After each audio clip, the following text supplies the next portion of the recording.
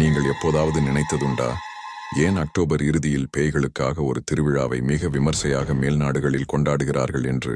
கிறிஸ்தவ பாரம்பரியத்தில் தீமையின் உருவமான சாத்தானுக்கு விழாக்கள் கொண்டாடுவது தவறு என்று கூறப்படும் போது, ஹாலோவீனை ஏன் கிறிஸ்தவ நாடுகள் மிகவும் ஆர்வத்துடன் கொண்டாடுகிறார்கள்?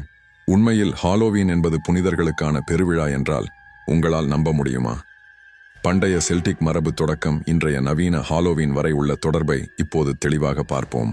சுமார் 2000 ஆண்டுகளுக்கு முன்பு அயர்லாந்து, ஸ்காட்லாந்து மற்றும் பிரிட்டன் பகுதிகளில் வாழ்ந்த மக்களினமே செல்டிக் மக்கள். இந்த செல்டிக் மக்களுக்கு வருடத்தில் 2 முக்கிய பருவங்கள் இருந்தன: அறுவடை காலம் ஹார்வெஸ்ட் சீசன் மற்றும் குளிர்காலம் வின்டர் சீசன். குறிப்பாக இந்த அறுவடை காலம் அக்டோபர் இறுதியில் முடிவடையும். அந்த இறுதி நாளின் இரவில் இறந்தவர்களின் உலகத்திற்கும் மனிதர்கள் வாழும் பூமிக்கும் இடையிலான எல்லை மறைந்துவிடும் என்று செல்டிக் மக்கள் நம்பினார்கள். இதனால் மரண உலகத்தில் இருந்து ஆன்மாக்கள் பூமிக்கு வரும் என்பது அவர்களின் நம்பிக்கையாக இருந்தது. அவ்வாறு பூமிக்கு வரும் ஆன்மாக்கள் எல்லோரும் நல்லவர்களாக இருக்க மாட்டார்கள். அதில் பலர் தீயவர்களாகவும் இருக்கலாம். அவ்வாறான தீய ஆன்மாக்களிடம் இருந்து தங்களை பாதுகாத்துக் கொள்ள செல்டிக் மக்கள் பேய்கள், பூதங்கள் போன்று தங்களை அலங்கரித்து கொண்டார்கள். அப்படி அவர்கள் தங்களை பேய்கள் போன்று அலங்கரித்தால் மரண உலகத்திலிருந்து வரும் தீய ஆன்மாக்கள் அவர்களை தங்களுக்கே ஒத்த ஆவிகள் என்று நினைத்துவிட்டு செல்வார்கள் என்று அவர்கள் நம்பினார்கள். அதேபோல் தங்களுடைய இறந்த உறவுகள் வீடுகளுக்கு வரும்போது அவர்களை வரவேற்கும் முகமாக வீடுகளில் இனிப்புகள், உணவுப் பொருட்கள் என்பவற்றை வைப்பார்கள். அதோடு பெரிய நெருப்புக்குன்று பான்ஃபயர் ஏற்றி வைத்து அதை சுற்றி தங்களின் பாரம்பரிய நடனங்களை ஆடுவார்கள். இறுதியாக அந்த தீயில் மாமிசங்களை வாட்டி பெரும் படையல் ஒன்றை ஆன்மாக்களுக்காக அர்ப்பணிப்பார்கள். இதன் மூலம் நல்ல ஆன்மாக்களை வரவேற்று மகிழ்விப்பதோடு தீய ஆன்மாக்களின் கோபத்தை தணிக்கவும் இவ்வாறான நிகழ்வுகளை செய்தார்கள்.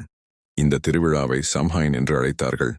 அதற்கு பொருள் அறுவடையின் இறுதி நாள் என்பதாகும். சம்ஹைன் திருவிழா மூலம் செல்டிக் மக்கள் தங்களின் தெய்வங்களான செர்னுன்னோஸ் மற்றும் டக்டா ஆகியோரிடம் வேண்டுதல் செய்து அவர்களை பெருமைப்படுத்தினார்கள். ஆனால் காலங்கள் செல்ல செல்டிக் மக்களிடையே கிறிஸ்தவ மதம் பிரபலமடைய ஆரம்பித்தது. அவர்கள் தாங்கள் வணங்கிய பேகன் தெய்வங்களை விட்டு கிறிஸ்தவ மதத்தை தழுவினார்கள். இதன் மூலம் அவர்கள் கிறிஸ்தவ முறைப்படி ஒரே இறைவனை விசுவசிக்க ஆரம்பித்தார்கள்.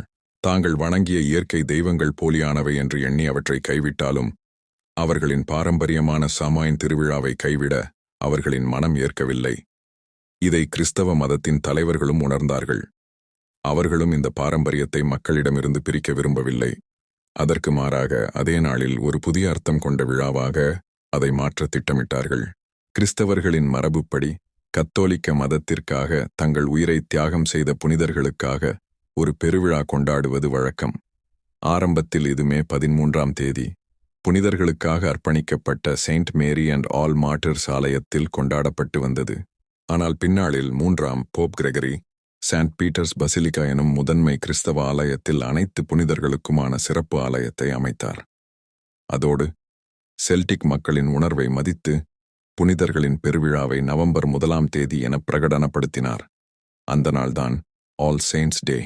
அவரை தொடர்ந்து வந்த 4ஆம் போப் கிரிகோரி அந்த நாளை உலகெங்கும் அதிகாரப்பூர்வமாக்கினார். இதற்கு ஒரு முக்கிய காரணம், கிறிஸ்தவர்களின் பெருநாள்கள் பொதுவாக முன்னைய நாளின் மாலை நேரத்திலிருந்து ஆரம்பமாகும். அதன்படி அக்டோபர் 31ஆம் தேதி மாலை ஆல் ஹாலோஸ் ஈவு என்று அறியப்பட்டது. அதுவே பின்னாளில் ஹாலோவீன் என்று மாறியது.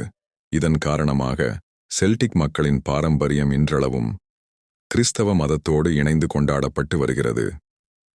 அதோடு நவம்பர் 2 அனைத்து ஆன்மாக்களின் தினமான ஆல் சோல்ஸ் டேயாக கருதப்படுகிறது. இவ்வாறு இந்த 3 தினங்களையும் இணைத்து ஆல் ஹாலோடைட் என்று அழைப்பார்கள். குறிப்பாக ஐரோப்பா மக்களின் பரவல் காரணமாக அவர்களின் இந்த மரபு அமெரிக்கா போன்ற நாடுகளுக்கும் கொண்டு செல்லப்பட்டது. அங்கு அது அவர்களின் கலாச்சாரத்தின் ஓர் பகுதியாக மாறியது. இன்று ஹாலோவீன் உலகம் முழுவதும் மகிழ்ச்சியும் சிரிப்பும் மாயமும் நிறைந்த இரவாக கொண்டாடப்படுகிறது. ஆனால் அதன் பின்னால் மறைந்திருக்கும் உண்மையான கதை மரணம், மறுபிறப்பு, நம்பிக்கை ஆகியவற்றை இணைக்கும் ஒரு பழைய மரபாகும். நீங்கள் ஒரு ஜாக் ஓ லாண்டர்னை பார்க்கும்போது நினைவில் கொள்ளுங்கள் அந்த ஒளி சமாயின் தீயின் பிரதிபலிப்பு என்று. இதுதான் ஹாலோவீன் தினத்தின் மறைந்த வரலாறு. உங்களுக்கு இந்த வரலாறு பிடித்திருந்தால் வீடியோவுக்கு லைக் செய்யவும் சேனலை சப்ஸ்கிரைப் செய்யவும் மறக்காதீர்கள். அடுத்த பதிவில் சந்திக்கிறேன். அதுவரையில் நன்றி.